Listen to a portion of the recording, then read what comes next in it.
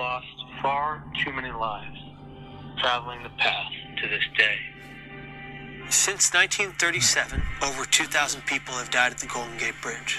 I feel lucky to be alive every single day.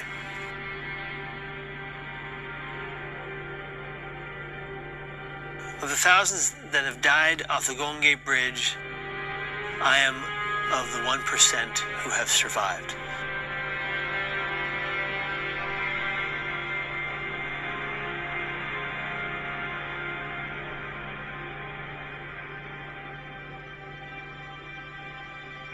So I was born on drugs and premature, and then I bounced around from home to home. Nobody wanted to keep me because I was sick, and I got lucky. I landed in the home of Patrick and Deborah Hines. I had a great childhood. I thought, growing up, that everything's gonna be great. And then at 17, it all came crashing down. If you can imagine feeling that everyone around you is out to get you, trying to hurt you, and trying to kill you, and you believe that to be the truth. From the extreme paranoia, I exhibited symptoms of mania. From the mania came the hallucinations, both auditory and visual. And so with that and the bipolar disorder, I just was spiraling out of control.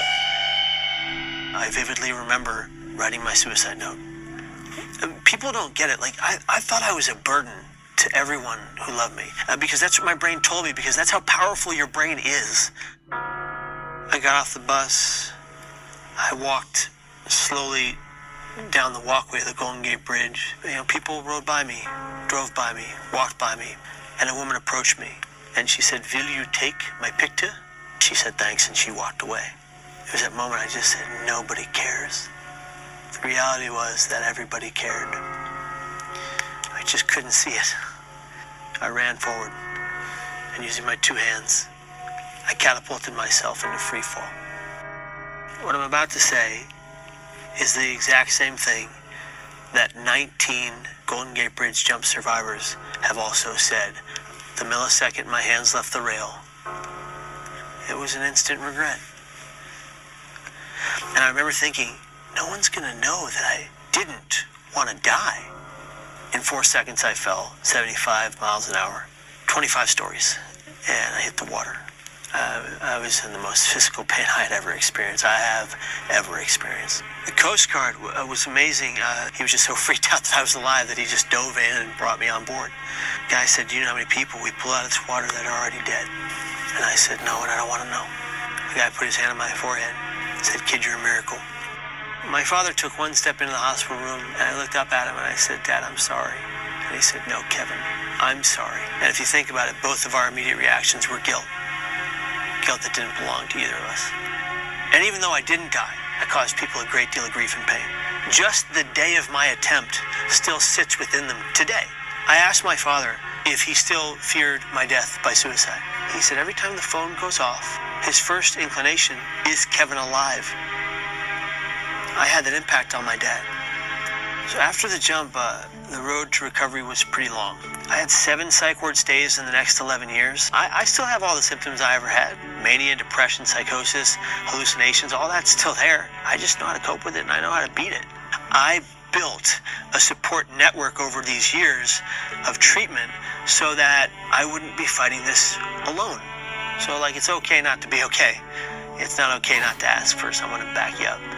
To the families who live with the loss or losses of loved ones, they didn't do that to hurt you or destroy your life. They took their lives because they were struggling and in a great deal of emotional and mental pain.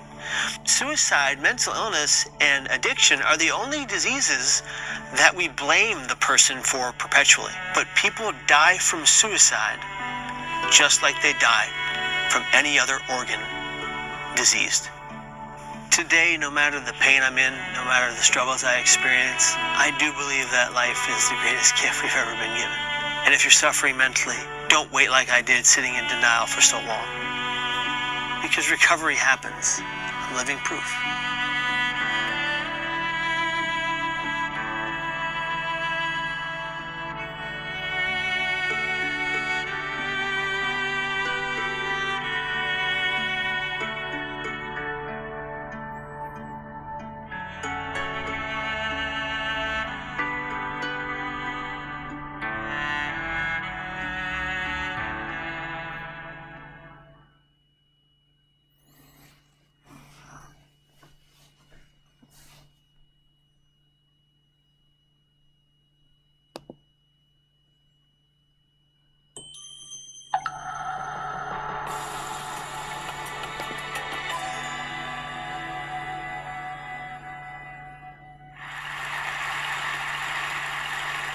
I recently retired from the California Highway Patrol after 23 years of service. The majority of those 23 years was spent patrolling the southern end of Marin County, which includes the Golden Gate Bridge.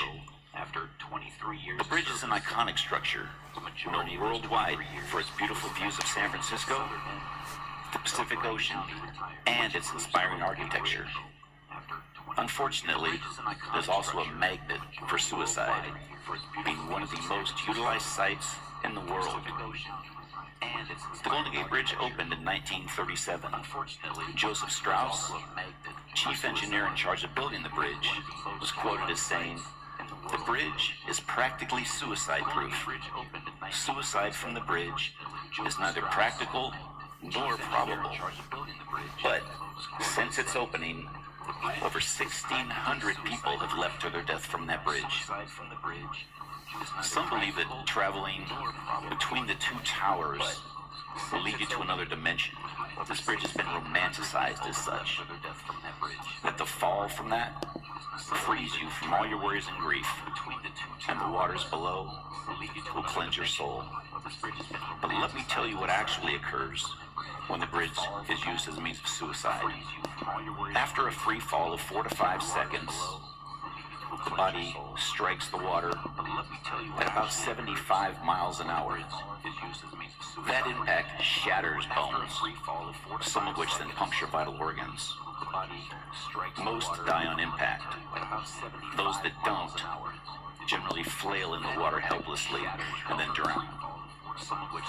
I don't think that those who contemplate this method of suicide realize how grisly a death that they would face.